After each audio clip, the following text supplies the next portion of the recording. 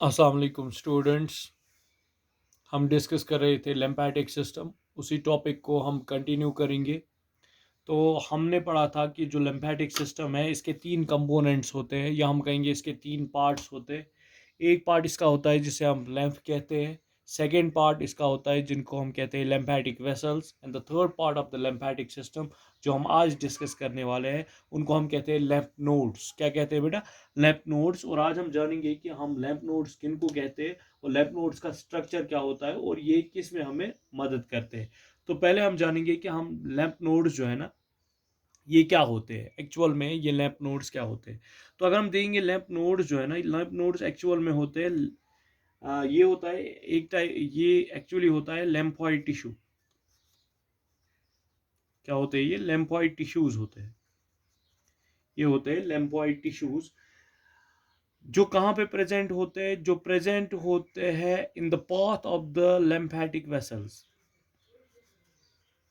कहाँ पे होते हैं? In the path of the lymphatic vessels. ये lymphatic टिश्यूज होते हैं जो प्रेजेंट होते हैं in the path of the lymphatic vessels. ये हमें कैसे समझ आएगा in the path of the lymphatic vessels? अगर हम यहाँ पे एक lymphatic वेसल बना लेते हैं, ये मान लो बेटा ये एक lymphatic वेसल है और यहाँ पे प्रेजेंट है एक स्ट्रक्चर, एक सर्कुलर, एक बीन शेप स्ट्रक्चर है। इस बीन शेप स्ट्रक्चर को हम यहाँ कहते हैं, जो ये स्ट्रक्चर, जो ये सर्कुलर स्ट्रक्चर मैंने यहाँ पे बना लिया है, इसको हम कहते हैं लिम्फेटिक लैम्प नोड। क्या कहते हैं बेटा? लिम्फेटिक नोड और लैम्प नोड कहते हैं या लिम्फेटिक नोड कहते हैं। तो क्या मैंने बताया कि किसको कहेंगे हम लिम्फेटिक नोड? लिम्फेटिक नोड हम कहते हैं उस लिम्फेटिक टिश्यू को जो प्रेजेंट होता है इन बिटवीन और in the path of the lymphatic vessels, जो लिम्फेटिक वेसल्स के बीच बीच में कहीं पे प्रेजेंट होता है। तो अगर हम बात करें इनकी पोजीशन, इनकी लोकेशन, ये कहाँ पे होते? ये प्रेजेंट होते ऑल ओवर द बॉडी। ये प्रेजेंट होते all over the body. Body के हर एक पार्ट में ये प्रेजेंट होते हैं। लेम्फ नोड जो है ना, ये बॉडी के हर एक पार्ट में, जहां पे भी आप देखोगे बॉडी का जो भी पार्ट आप देखोगे वहां पे आप किन को पाओगे? वहां पे आप लेम्फ नोड्स को पाओगे। लेकिन इनका जो नंबर है ना वो मैक्सिमम होता है कई खास जगहों पे। इनका नंबर जो है वो नंबर मैक्सिमम होता है। मैक्सिमम का मतलब है ज्यादा। होते तो ये हर एक बॉडी पार्ट में है बेटा, यम प्रत अकिस बॉडी पार्टस मज आसान, मगर यून नंबर ज्यादा आसान, ज्यादा आसान कुन कुन खास जाए। ज्यादा इहुन नंबर आसान, बेटा ध्यान थो क्या इहुन नंबर ज्यादा आसान इन नेक। नेक रीजन में इनका नंबर ज्यादा होता है। कहाँ पे? नेक रीजन में इनका नंबर ज्यादा होता है। एक्जिला, एक्जिला में भी इनका नंबर क्या होता है? ज्यादा। अब आप बेटा बताओगे कि एक्जिला हम किसे कहते हैं? एक्जिला हम कहते हैं आरमपित को। आरमपिट जो होता है ना उसको हम एक्जिला कहते हैं। क्या कहते हैं? डिप्रेशन कहीं पे हो उसको हम एक्जिला कहते हैं।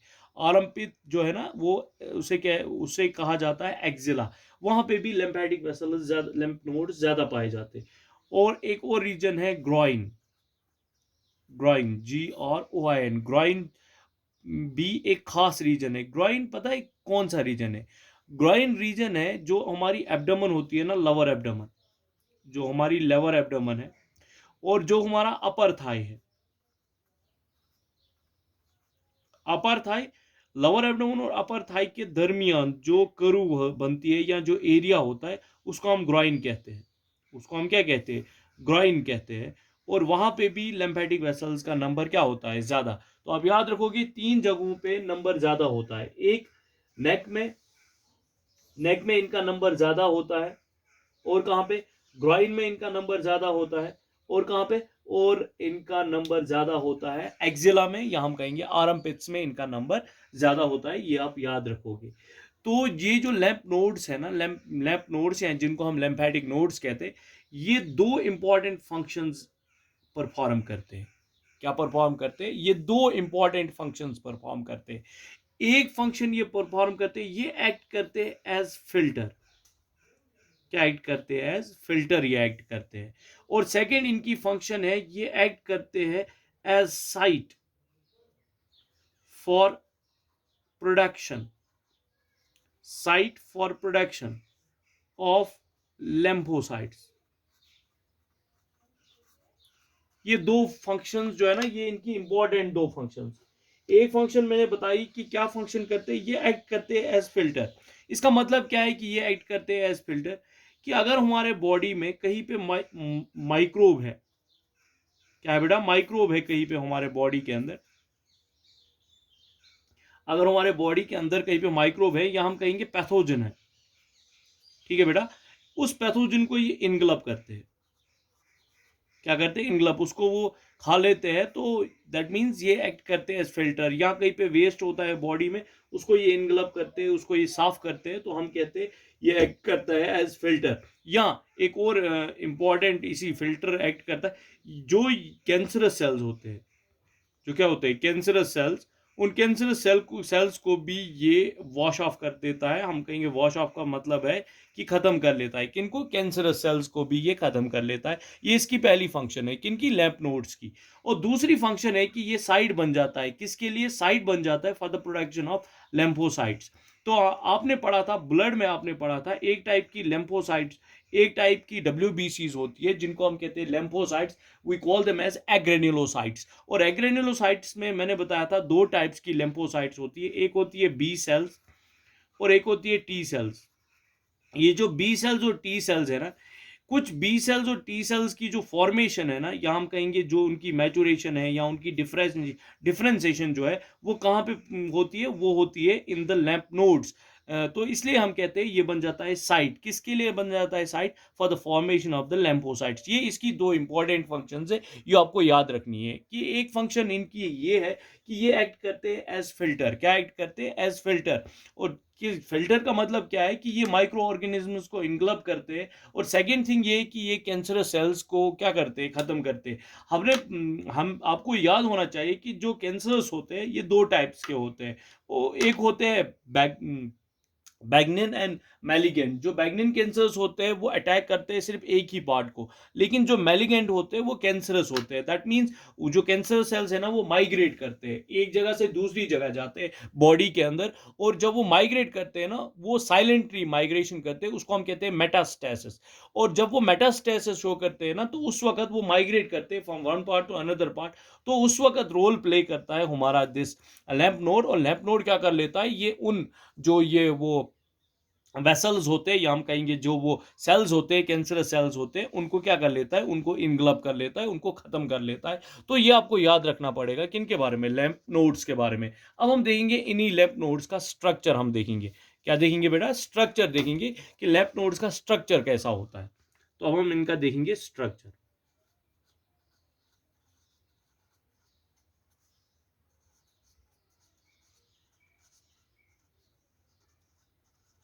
अब हम लैंप नोड्स क्या देखेंगे बेटा, स्ट्रक्चर देखेंगे लैंप नोड्स का। तो आप याद रखोगे जो लैंप नोड्स है, जो क्या है बेटा, लैंप नोड्स है, लैंप नोड्स का जो आउटर स्ट्रक्चर, आउटर लेयर होता है, लैंप नोड्स का जो क्या होता है, आउटर लेयर होता है। पहले आप याद रखोगे, ध्यान रखो बेटा सभी यहाँ की तरफ। जो लैंप नोड्स होते हैं, पहला पॉइंट आप याद रखोगे, ये या तो किडनी शेप्ड होंगे, या तो ये किडनी शेप्ड होंगे, फर्स्ट थिंग। या हम कहेंगे ये बीन शेप्ड है, या तो हम कहेंगे कि ये किडनी शेप्ड है, या हम कहेंगे ये क्या है, बीन शेप्ड है। और इनका जो आउटर लेयर होता है, इनका जो क्या लेयर होता है, आउटर लेयर होता है, उस वो आउटर लेयर, ध्यान रखो बेटा यहां की तरफ, जो लेंफ नोड्स होते हैं ना, इनका जो पहला पार्ट होता है ना, उसको हम कहते हैं आउटर लेयर। क्या कहते हैं बेटा, आउटर लेयर। जो इनका आउटर लेयर होता है, वो आउटर लेयर बना होता है, वो एक टिश्यू है जिसको हम कहते हैं फाइब्रस टिश्यू। वो एक टिश्यू का बना होता है जिसको हम कहते हैं फाइब्रस कनेक्टिव टिश्यू। इसका मतलब है कि जो इसका बाहर वाला लेयर होता है वो फाइब्रस होता है। किसका बना होता है, वो बना होता है एक टाइप के टिश्यू का, जिसको हम कहते हैं फाइब्रस कनेक्टिव टिश्यू। और जो ये fibrous connective tissue outer layer form करता है किसका, लैंप नोड का, इसको हम नाम देते हैं, एक पर्टिकुलर नाम देते हैं कैप्सूल। इसको हम नाम देते हैं कैप्सूल, या हम कैप्सूल बता, या आप कह सकते हो लैम्फेटिक कैप्सूल, या आप कैप्सूल कहो, यहाँ का क्या कहोगे, लिम्फेटिक कैप्सूल। किसका बना होता है, ये बना होता है फाइब्रस कनेक्टिव टिश्यू का। एक पॉइंट। दूसरा पॉइंट आप इसी में याद रखोगे कि जो ये कैप्सूल होता है या जिसको हम कहते हैं लिम्फेटिक कैप्सूल, ये शो कर लेता है इनफोल्डिंग्स। कौन बेटा, जो कैप्सूल है या जिसे हम लिम्फेटिक कैप्सूल कहते हैं, ये लिम्फेटिक कैप्सूल जो है ना, ये शो कर लेता है इनफोल्डिंग्स। क्या शो करता है, इनफोल्डिंग शो करता है। कौन, जो ये कैप्सूल है, ये कैप्सूल शो कर लेता है इनफोल्डिंग्स।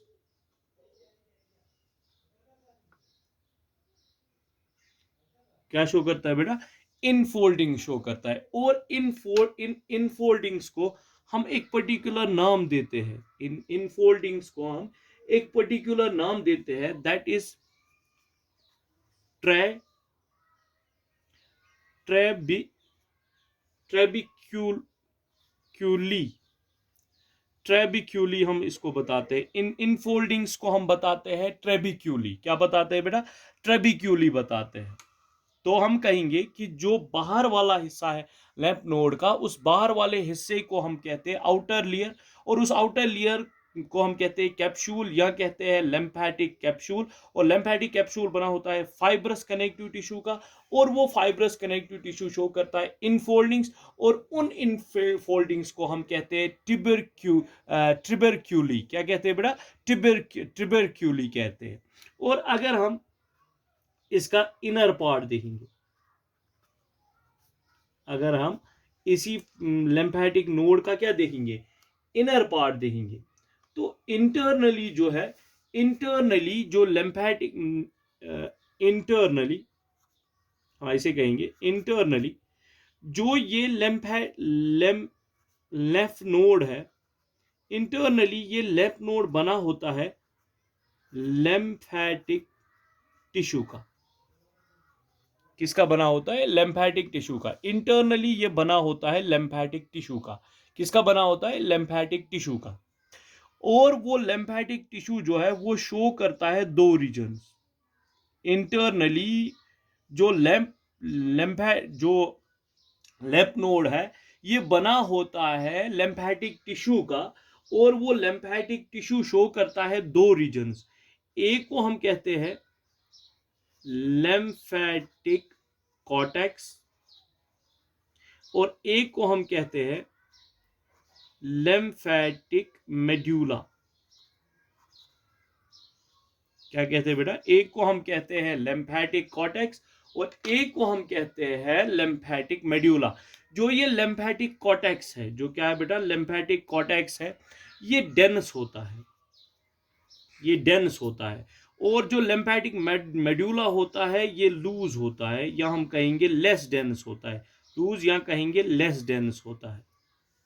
लिम्फेटिक कॉर्टेक्स जो है, ये क्या होता है, ये हाई डेंस होता है, हाईली डेंस होता है। और जो लिम्फेटिक मेड्यूला है, ये लेस डेंस होता है।